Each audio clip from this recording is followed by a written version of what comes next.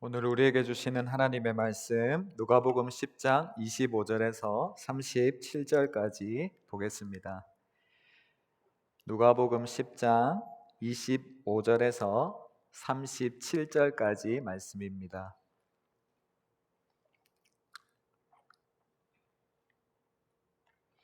다 찾으신 줄 알고 저와 여러분 한 절씩 교독하겠습니다. 어떤 율법 교사가 일어나 예수를 시험하여 이르되 선생님 내가 무엇을 하여야 영생을 얻으리이까?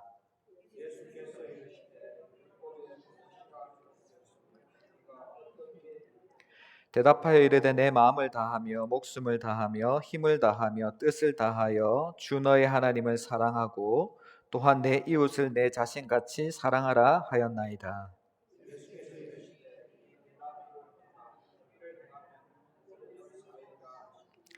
그 사람이 자기를 옳게 보이려고 예수께 여짜오되 그러면 내 이웃이 누구니이까?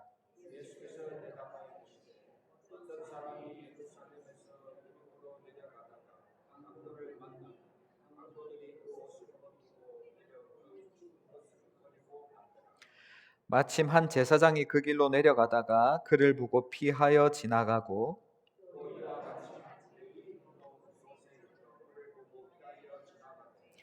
어떤 사마리아 사람은 여행하는 중에 거기 이르러 그를 보고 불쌍히 여겨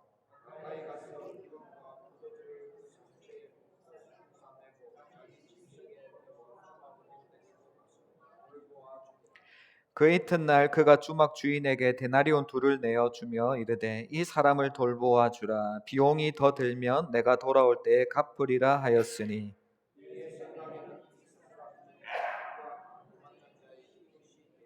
함께 있습니다. 이르되 자비를 베푼 자니이다. 예수께서 이르시되 가서 너도 이와 같이 하라 하시니라. 아멘. 오늘도 예배 가운데 나오신 모든 성도님들 주님의 이름으로 환영하고 축복합니다. 함께 인사 한번 나누실까요? 하나님께서 우리와 함께 하십니다. 하나님께서 당신과 함께 하십니다. 아멘. 하나님께서 함께 하시는 곳에 늘 마귀의 공격도 있는 것 같습니다. 우리가 더욱더 예배드리고 기도하려고 하면 할수록 사탄은 우리를 가만히 내버려 두지 않죠. 우리를 더 긴장하게 하고 우리를 방해할 때가 많습니다. 그럴 때일수록 우리가 어떻게 해야 될까요? 눈을 크게 부릅뜨고, 그죠? 우리의 힘으로는 우리가 마귀를 이길 수 없으니까 예수님의 뒤에 우리가 숨어서 쫄쫄쫄쫄 잘 따라가야 하겠습니다.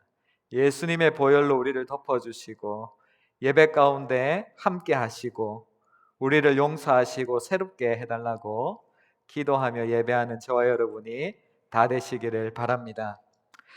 제가 교회 사역은 적어도 세 가지의 접점이 있어야 된다고 말씀드렸는데요. 그것은 사람을 하나님과 연결하는 것이고 성도와 성도를 연결하는 것이고 교회와 세상을 연결하는 시도입니다. 오늘은 내 이웃이 누구입니까? 라는 제목으로 교회와 세상이 어떻게 연결되어야 하는지 우리의 사역 방향에 대해서 함께 생각해 보겠습니다. 기독교는 사랑의 종교라고 하죠. 오늘 본문을 보면은 어떤 율법 교사가 예수님을 시험하기 위해서 이렇게 질문합니다. 선생님, 내가 무엇을 해야 영생을 얻을 수 있을까요? 마태복음에도 보면은 22장인가요? 똑같은 버전이 나오는데요. 거기서는 이렇게 물어봅니다. 율법 중에 가장 큰 계명이 무엇입니까? 그러니까 예수님이 뭐라 답하시느냐? 내 마음을 다하고 목숨을 다하고 힘을 다하며 뜻을 다하여 주 너의 하나님을 사랑하고 또한 내 이웃을 내 자신과 같이 사랑하라. 마태복음 22장에는 이런 구절이 추가되어 있어요. 이 두 계명이 온 율법과 선지자의 강령이니라. 하나님이 주신 율법을 이 두 가지로 요약할 수 있다라는 것입니다. 그런데 사실 이 예수님이 답하신 이 구절은 구약 성경에 없지요. 중요한 두 구절을 믹스를 시킨 것입니다. 하나님을 사랑하라는 이 중요한 구절은 어디에 나옵니까? 신명기 6장 5절에 나오는 말씀이죠. 너의 마음과 목숨과 힘을 다하여 주 너의 하나님을 사랑하라. 이것은 그 쉐마가 나오는 신명기 6장 5절의 말씀이죠. 네 이웃을 사랑하라고 하는 것은 레위기 19장 18절의 말씀입니다. 그래서 이 율법 교사가 이 중요한 이 두 구절이 이 성경에서 가장 구약 성경을 대표하는 말씀이라고 알고 있었던 것이고, 예수님도 마태복음 22장에서 그렇게 답하시죠. 사랑이 가장 중요하다라는 것입니다. 하나님과 우리의 사랑뿐 아니라 이웃과 이웃 간의 사랑, 똑같이 중요하다는 거죠. 교회는 하나님을 사랑할 뿐 아니라 이웃을 사랑하는 공동체입니다. 그렇다면 여기서 한 가지 질문이 생기죠. 우리의 이웃은 누구일까요? 같은 교회 다니는 성도일까요? 목장 식구일까요? 아니면 여기 서리에 밴쿠버에 살아가는 지역 주민들일까요?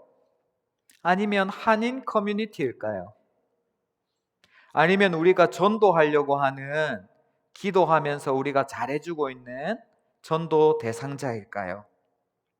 성경은 우리의 이웃을 누구로 한정하느냐?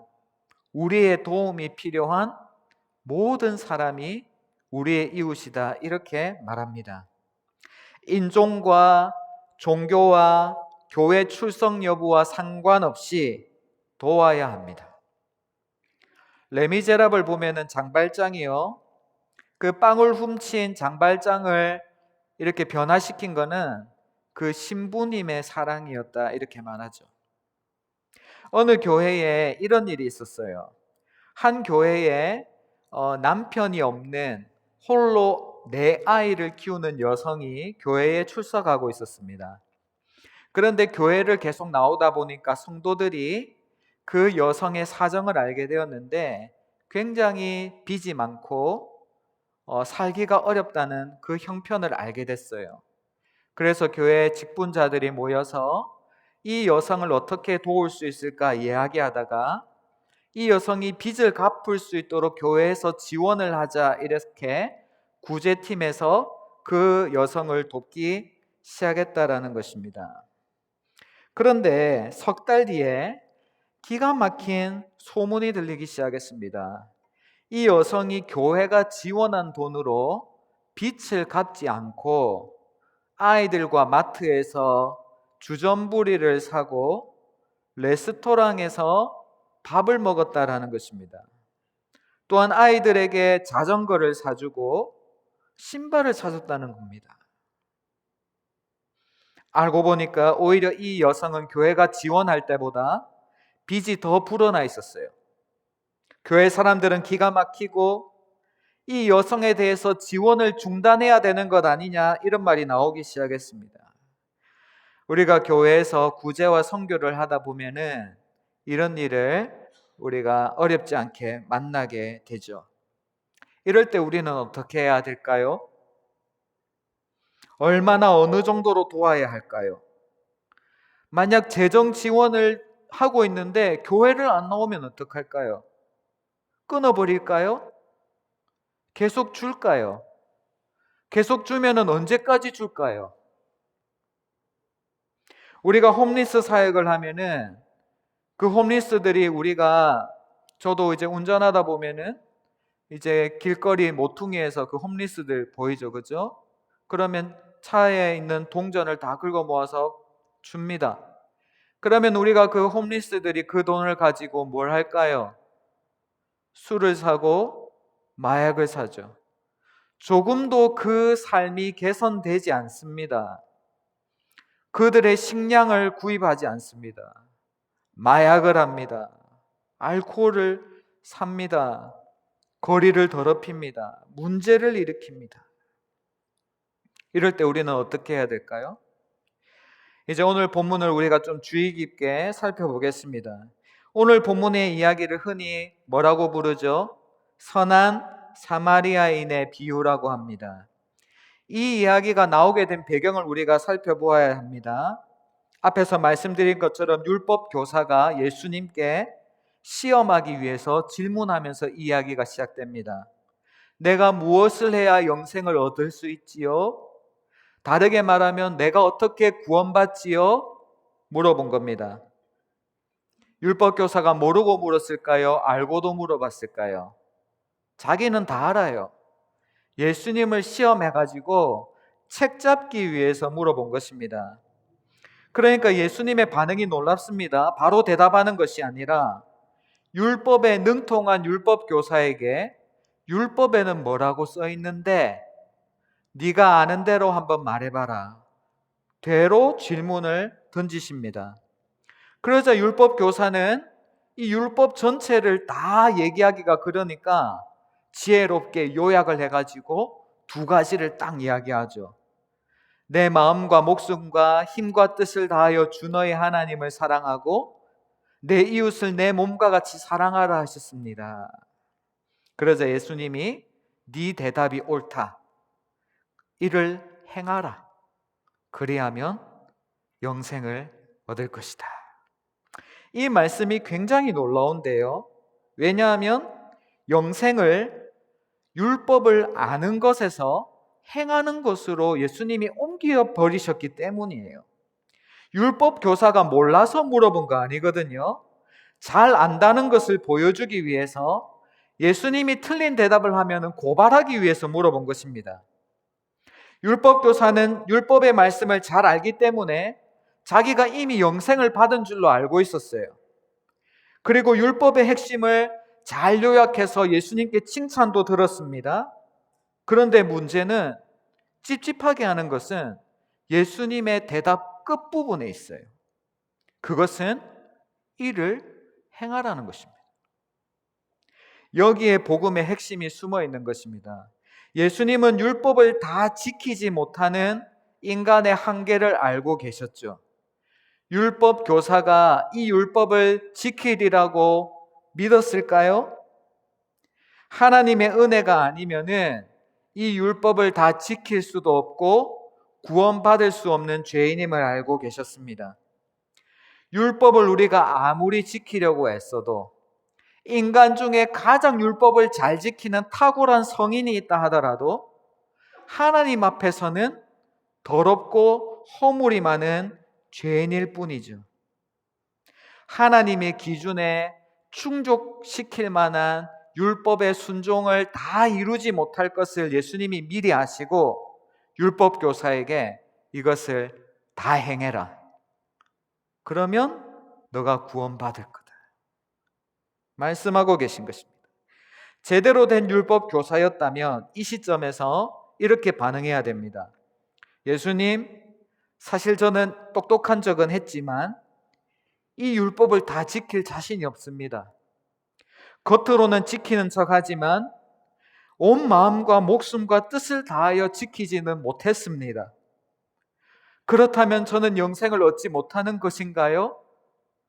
저는 정말 비극적인 인생이군요. 예수님 도와주세요. 그러면 예수님이 이렇게 대답하시죠. 나를 믿으라. 내가 너의 무거운 짐을 지기 위하여 이 땅에 왔노라. 내가 너희들이 지키지 못한 모든 율법의 요구를 내가 지킬 것이다. 나를 믿어라. 하지만 역시나 율법 교사는 역시죠. 이렇게 반응하지 않습니다. 이웃 사랑을 구체적으로 실천하면 영생을 얻는다고 말하니까 율법 교사는 당황해 버리죠. 그러자 질문을 바꾸어서 예수님께 또다시 물어봅니다. 그러면 내 이웃이 누구죠? 예수님의 말씀에서 빈틈을 찾아보려고 한 것입니다. 그래서 예수님께서 해주신 이야기가 바로 오늘 등장하는 선한 사마리아인의 이야기입니다. 30절부터 시작해서 이 선한 사마리아인의 비유가 이제 시작이 되는데요. 30절에 등장하는 강도 만나 쓰러진 어떤 사람은 유대인을 가리키는 표현입니다. 여러분 30절 9절에서 이 어떤 사람이 유대인이라는 사실을 어떻게 알 수 있습니까? 예루살렘에서 여리고로 내려가다 강도를 만났다고 했죠. 사마리아인이라면 도저히 가능하지 않은 동선입니다. 예루살렘은 뭐하러 갔을까요? 제사 드리러 갔거나 예배 드리러 갔겠죠. 성지 순례를 하기 위하여 갔을 것입니다. 예루살렘에서 여리고로 가다가 예루살렘에 가는 길이었을 수도 있고 갔다가 돌아가는 길일 수도 있습니다. 여기서 강도를 만나게 됐는데요. 만약 사마리아인이 강도를 만나게 된다면 유대인들은 절대로 도와주지 않았을 것이고, 왜 도와주지 않느냐고 물어보면 사마리아인은 하나님의 저주를 받은 사람이고 유대인들은 사마리아인들과 상종하지 않기 때문이라고 대답했을 것입니다. 그러나 예수님은 이 이야기에 강도 만난 자를 유대인으로 설정함으로써 이 동일한 율법 교사의 반응을 이끌어내십니다. 그래서 제사장이 그리로 지나가다가 피하여서 도망갔습니다. 또 레위인도 보고 지나갔다고 했습니다. 이 제사장과 레위인은 어떤 사람들입니까? 하나님의 율법에 가장 밝은 사람들이죠. 하나님께 예배해야 되는 법을 가르치는 사람들입니다. 마치 율법 교사와 같이 하나님과 가장 가까이 있다고 말하는 사람, 영생에 가장 근접해 있다고 말하는 사람들이 이 두 가지 직군의 사람들이에요. 성전에서 봉사하는 사람들, 오늘로 치면 목사님, 장로님이 이 쓰러진 자를 그냥 지나쳐 버렸다라는 것입니다. 왜 그렇습니까? 이 사람들이 왜 피해 갔습니까? 율법의 규정상 시체나 부정한 것을 가까이 하면 안 되기 때문입니다. 이들은 생명의 위협에 빠진 사람을 보고도 안식일이면 구해주지 않았습니다. 왜냐하면 안식일에 관한 율법을 사람의 생명보다 더 소중하게 여겼기 때문입니다. 그런데 예수님이 안식일에 사람들을 고쳐주니까 그것으로 율법에 어겼다고 고발을 해서 예수님을 십자가에 못 박으려고 한 것입니다. 이들은 시체나 부정한 것을 만지지 않기 위해서 쓰러진 자를 외면했습니다. 자신이 예루살렘을 다녀오는 길이었다면 분명히 제사를 드리거나 드렸다가 돌아오는 길일 텐데 시체나 다친 사람을 가까이에서 부정하고 싶지 않은 것이죠. 이들은 제사에 관한 하나님의 법을 지키기 위해서 그것보다 더 중요한 사랑을 실천하는 일, 생명을 살리는 일을 외면해 버렸다는 것입니다. 이것이 당시의 하나님의 백성들의 모습이고 오늘날 교회가 이 말씀 가운데 돌아봐야 될 모습이 아닐까 생각합니다. 한마디로 자기 모순에 빠진 사람들이죠. 그런데 그 시대에 가장 부정하다고 생각하는 사람, 하나님께 저주받았다고 생각하는 사마리아 여인은 어떻게 행동했습니까? 강도 만난 사람을 불쌍히 여깁니다. 가까이 다가가서 값비싼 기름과 포도주로 그 상처에 부어서 소독을 시킵니다. 붕대를 감아 주었습니다. 자신의 짐승에 태워서 주막으로 데려갔습니다. 주막에서 쉴 수 있도록 방을 잡아주고 식량을 주고 유대인을 살리기 위해서 자신의 모든 것을 허비해 버렸습니다. 이 사마리아인이 유대인인 줄 몰랐을까요? 여러분 길을 가다가 동네에서 중국인 만나면 여러분 못 알아봅니까? 여러분 일본인 만나면 못 알아봅니까? 여러분 지나가다가 같은 에이시안이라 하더라도 한국 사람인 거 대반에 알아보죠. 사마리아인이 유대인을 못 알아볼 이유가 없습니다. 하지만 사마리아인은 생명을 살리는 데 있어서 그런 것들이 중요하지 않은 겁니다. 무조건적으로 도움에 필요한 어떠한 대가나 보상을 요구하지 않고 바라지도 않았습니다. 무조건적으로 도와준 것입니다. 그뿐만 아니라 35절의 말씀을 보면 한 번의 도움으로 끝나지 않고 사마리아인은 이튿날 다시 그 여관으로 찾아갔습니다. 주인에게 데나리온 둘을 주는데 이때 한 데나리온이 노동자가 하루 종일 일해서 벌 수 있는 임금이었어요.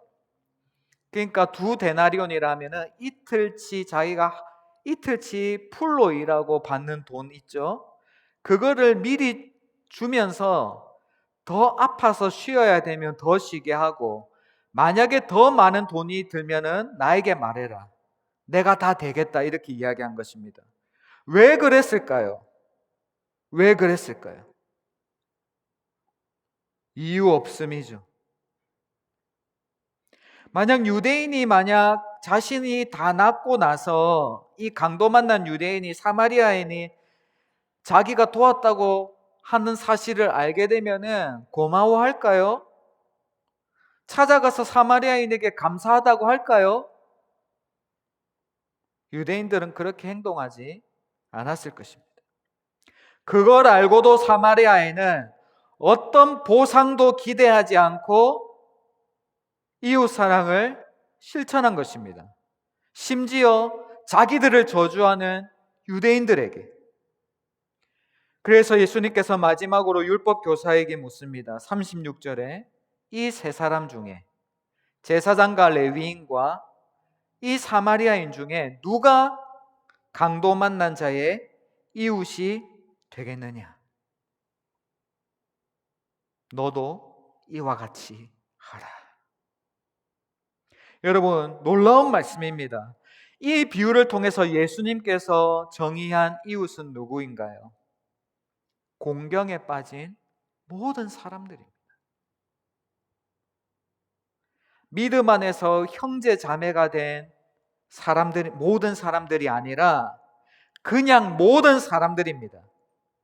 심지어 사마리아인에게 고마워할 줄도 모르는 유대인조차 이웃이 된다면, 한 번 보고 평생 보지 못할 사람이 이웃이라면 이 세상에 우리가 돕지 말아야 될 사람이 누가 있을까요?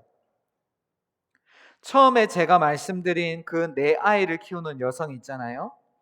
교회는 이 여성을 계속 지원할까 말까 열심히 논쟁했습니다. 어떤 사람은 불만을 터뜨렸습니다. 목사님은 왜 자꾸 저 사람을 도우려고 할까? 왜 우리 교회 당회는 우리 교회 재정이 지금 부족한데 지금 무슨 결정을 하는 거지?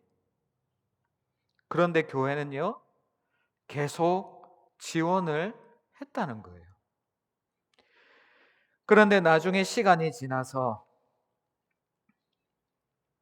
이 여인의 사정을 조금 더 알 수 있게 됐습니다.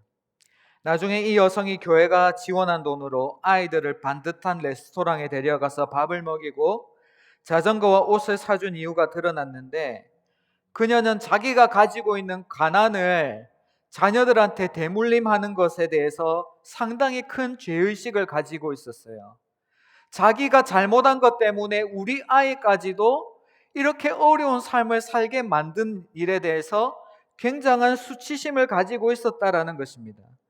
남들이 해주는 기본적인 것들도 자기 자녀들에게 해주지 못하는 미안함, 부모가 잘못 살았다는 이유로 아이들까지 남들이 쉽게 누리는 것을 경험해 보지 못하게 한다는 현실이 너무나 가슴 아팠다라는 거죠. 그래서 이 여인은 교회에서 지원한 돈이 들어오자마자 레스토랑에 가서 다른 아이들도 다 먹을 수 있는 그런 맛있는 음식을 사주고 싶었던 겁니다. 거기로 가니까 자기 아이들의 또래 친구들이 생일 파티하고 있는 그런 가족들을 보게 됐어요. 그리고 아이들도 다른 친구들처럼 자전거를 타고 공원에 가서 자전거 타고 놀 수 있도록 하고, 맨날 더러운 옷을 입혀서 남들에게 창피를 당하는 일 없도록 새 옷으로 바꿔준 것입니다. 그렇게 하면 자신의 아이들이 정상적인 가정에서 자라고 있다는 느낌을 받을 줄 알았던 것이죠. 물론 잘못한 일입니다. 빚을 먼저 갚아야겠죠.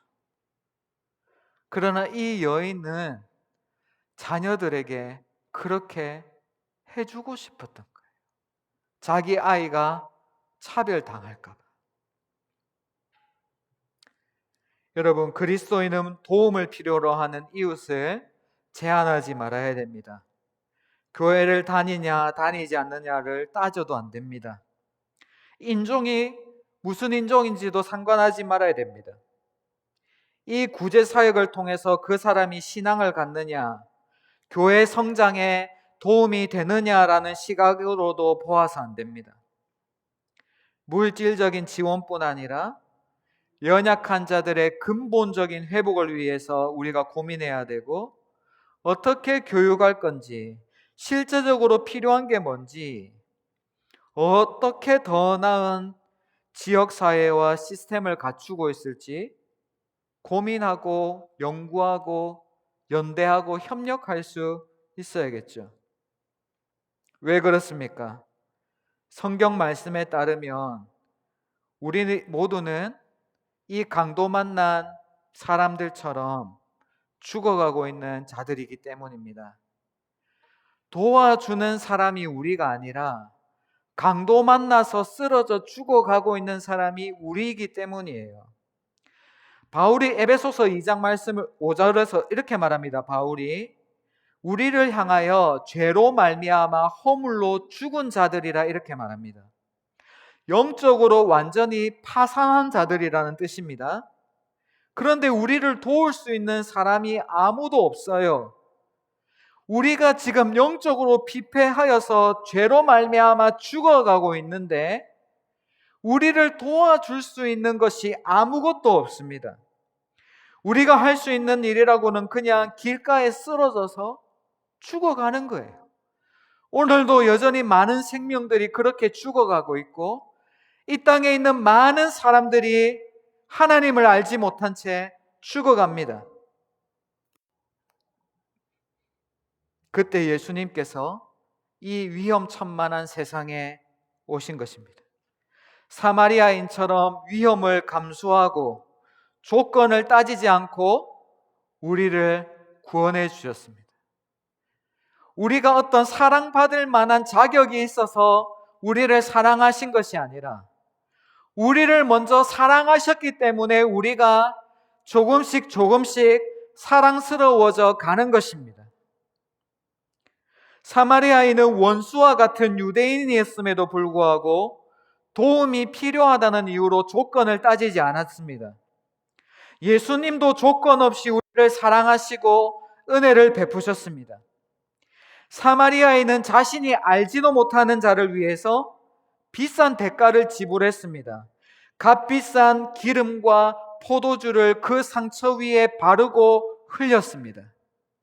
그런데 예수님은 자신의 보혈을, 자신의 피를 우리를 위하여 흘려 보내셨습니다. 값비싼 포도주와 기름은 다시 살 수 있을지 몰라도 하나밖에 없는 아들의 피는 아무렇게나 흘릴 수 없는 법이죠. 누가 자기의 목숨을 대신하여 다른 사람을 살리겠습니까? 예수님은 원수와 같은 우리를 위해 보혈을 흘려주시고 우리를 구원하시기 위하여 자기 목숨을 버리셨습니다. 예수님은 선한 사마리아인 중에 선한 사마리아인이시고 마침내 위대한 사마리아인이 되신 것입니다. 율법 교사와 같은 우리가 해야 할 일은 영생을 얻을 성경 지식을 갖추는 것이 아닙니다. 여러분, 오늘날의 교회가 성경 지식이 모자라서 위기에 처한 것이 아니에요. 여러분, 우리가 초대교회 성도들보다 성경 지식이 모자랄까요? 여러분, 우리가 종교개혁 시대에 그때 교회들보다, 프로테스탄트 교회가 처음 시작될 때 그때 성도들보다 성경을 모를까요? 우리의 위기는 무엇이냐? 하나님이 우리에게 주신 우리가 잘 아는 말씀, 하나님을 사랑하고 이웃을 사랑하라는 이 말씀을 실천하지 않는 위기입니다. 그러나 우리에게는 이 말씀을 실천할 능력이 없죠. 도움을 주면 본전이 생각나고 대가가 돌아오지 않으면 사랑을 포기하는 죄인들입니다. 그러나 예수님께서 우리에게 행하신 일을 기억한다면, 우리가 강도 만나 쓰러졌을 때 이유 없이 우리를 구해 주시고 우리를 위하여 자기 피를 흘리시고 자기의 목숨을 버려서 우리를 살리신 그 은혜를 기억할 때 우리가 조건 없는 사랑으로 다른 이들을 사랑할 수 있는 것입니다. 말씀을 맺습니다. 사랑하는 성도 여러분, 예수님은 선한 사마리아인으로 우리 곁에 오셨습니다. 영적으로 파산하여 죽을 수밖에 없었던 저희를 살려주셨습니다. 그리고 그 선한 사마리아인의 삶으로 우리를 초대하십니다. 우리의 도움이 필요한 사람들을 향해 우리의 시선이 열려 있어야 하겠습니다. 지역사회의 필요를 파악해야 하겠습니다. 이를 위해서 교회 안에서 토론하고 대화하고 연구하는 일이 필요합니다. 여러분, 우리가 남전도회, 여전도회가 모였을 때, 우리 청년들이 모였을 때 무슨 이야기를 해야 할까요? 우리가 도와줄 사람이 누굴까? 우리의 도움을 필요로 하는 자들이 누굴까? 어떻게 도와줄 수 있을까? 단순히 먹을 것을 주는 데서 그치는 게 아니라, 돈을 지원하는 데서 그치는 것이 아니라 어떻게 근본적인 도움을 줄 수 있을까? 그런 대화를 해야겠죠. 전문가의 조언을 구할 수도 있고, 무엇보다 중요한 것은 우리가 실천할 수 있는 아주 작은 것부터 실천하는 습관, 훈련이 필요한 것입니다. 그보다 더 중요한 것은 내가 도움을 주기 전에 이미 도움받은 사람이라는 것을 기억해야 됩니다. 날마다 기억해야 됩니다. 하나님께서 우리에게 은혜 베푸신 일을 날마다 기억하고 묵상하시기 바랍니다. 사랑을 베푸는 일은 밑 빠진 독에 물을 붓는 것과 같습니다. 주님께서 우리에게 그러하셨듯이 조건 없이 사랑하고 조건 없이 베풀고 조건 없이 도와주는 우리의 삶이 되게 해달라고 은혜를 구해야 됩니다. 그래야 저희 한사랑교회를 통하여 그리스도의 사랑이 지역사회에 흘러가기를 기대해야 됩니다. 여러분, 교회가 왜 중요한지 아세요? 이 지역사회에 왜 교회가 있어야 되는지 아세요? 교회가 지역사회에 꼭 필요한 이유가 있습니다. 사회복지나 정부에서도 가난한 사람을 도울 수 있지만은 교회가 꼭 필요한 이유가 있어요. 도시에 재정이 없어서 가난하고 어려운 사람 돕지 못하는 게 아닙니다. 사람들에게 재정이 없어서 도움을 주지 못하는 게 아니에요. 사람들이 이미 옳다고 알고 있는 것을 실천할 수 있는 동기가 부족하기 때문에 사람들이 그것을 못하는 것입니다. 교회의 존재 이유는 그 동기를 제공하는 것이죠. 복음으로 우리가 은혜 받은 사람임을 증거하고 우리가 은혜 받은 자이기 때문에 줘야 된다는 것을 증거하는 것입니다. 지역 사람들로 하여금, 정부로 하여금, 도시로 하여금 우리가 재정이 남아있기 때문에, 우리가 착한 사람이기 때문에, 이것이 도덕적으로 옳기 때문에 행하는 것이 아니라 우리가 하나님께 빚진 자들이기 때문에 도와줘야 된다는 것을 복음으로 통해 깨닫게 하는 거죠. 영적인 지원 센터가 되는 것입니다. 우리가 믿는 복음이 이웃사랑의 동기부여의 근원을, 근본적인 소스를 제공하는 것입니다. 이웃사랑의 이유가 우리의 선함이 아니라 예수 그리스도로부터 왔음을 세상 가운데 증거하는 것. 그래서 우리도 예수님과 같이 위대한 사마리아인으로 살자고 초대하는 것. 그것이 교회가 이 지역사회에 필요한 일입니다. 한 주간도 이 복음의 은혜를 묵상하면서 이웃을 위하여 우리의 도움과 사랑을 흘려보내는 저와 여러분이 다 되시기를 주님의 이름으로 축복합니다. 이 시간 우리 말씀 기억하면서 함께 기도할까요? 하나님, 우리의 도움이 필요한 자들이 어디 있습니까? 주님, 우리를 도와주신 그 크신 사랑으로 우리도 다른 사람을 섬기며 돕는 자들이 되게 해주십시오. 주님, 우리에게 어떻게 이 지역을 섬겨야 될지, 우리 중에 어려운 자들이 누구인지, 누구를 위하여 기도해야 하는지 우리의 눈을 들어서 보게 해주시기를 원합니다. 주님, 우리의 도덕적인 선함으로 도울 수 없습니다. 주님, 우리의 가진 것으로 도울 수 없습니다. 주님, 풍성한 그 사랑으로, 그 은혜로, 복음의 능력으로 지역사회를 살리고 우리 이웃을 돕는 저희 교회가 되게 하여 주옵소서. 함께 기도하길 원합니다. 기도하겠습니다.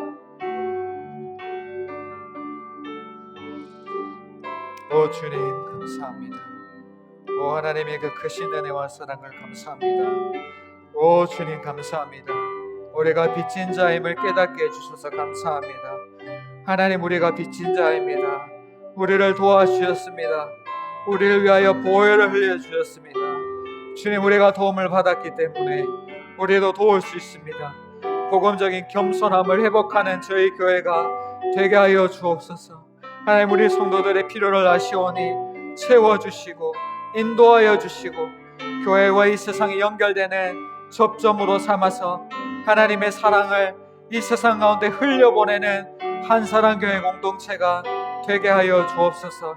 오늘도 아파하며 쓰러져 있는 모든 성도들에게 회복을 다하여 주십시오. 주님, 이를 위로하여 주십시오. 이들의 몸과 마음을 회복시켜 주십시오. 주님께서 받은 그 사랑으로 섬길 수 있습니다. 우리에겐 섬길 수 있는 아무런 자원을 갖고 있지 않습니다. 주님, 우리는 이기적입니다. 타락했습니다. 율법 교사와 같이 살았습니다. 하나님, 이 율법 교사가 우리의 모습입니다. 주님, 알고도 실천하지 않는 연약한 죄인들이 오니 주여, 우리를 불쌍히 여겨주시고 복음으로 회복시켜 주시옵소서. 복음의 능력으로 새롭게 하여 주시옵소서. 하나님의 은혜를 갈구하는 저희들이 되게 하여 주시옵소서. 하나님, 은혜를 베풀어 주시기 바랍니다.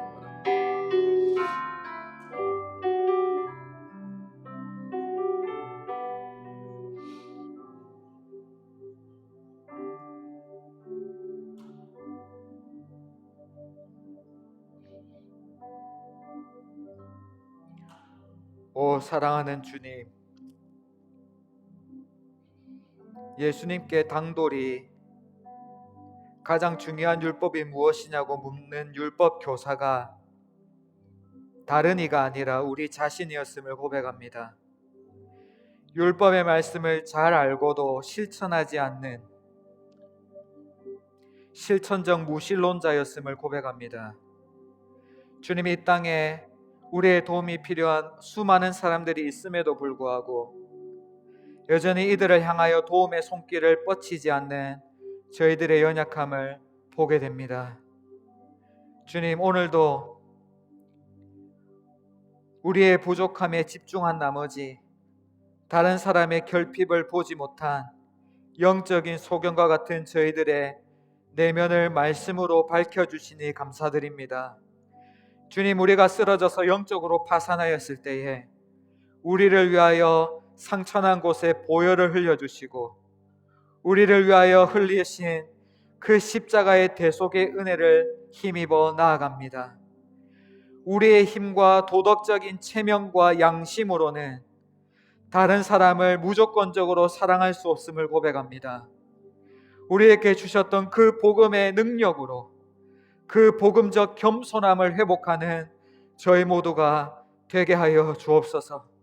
그리하여 우리에게 주어진 그 감사로 그 은혜를 힘입어서 지역사회와 다른 이웃을 무조건적으로 사랑하며 섬기는 저희들이 되게 하여 주시기를 원합니다. 교회가 욕을 먹고 있는 이때에 참으로 세상의 빛이 되어지며 지역사회와 이웃들을 돌아보는 사랑의 공동체가 되기를 원합니다. 주님, 저희 한사랑교회를 축복하여 주셔서 우리 교회를 통하여 세상 사람들이 주님의 복음을 알아차리게 하여 주옵소서. 주님, 우리를 사용하여 주옵소서. 우리가 착하고 선하고 능력이 있어서가 아니라 주님의 복음이 우리를 변화시키기 때문에 우리도 이 세상 가운데 주님의 제자로서 복음의 빛을 증거하는 삶을 살길 원합니다. 주님, 오늘도 우리 교회 성도들 간에 연약하고 지친 영혼들이 있습니까? 하나님께 위로가 필요한 자들이 있습니까?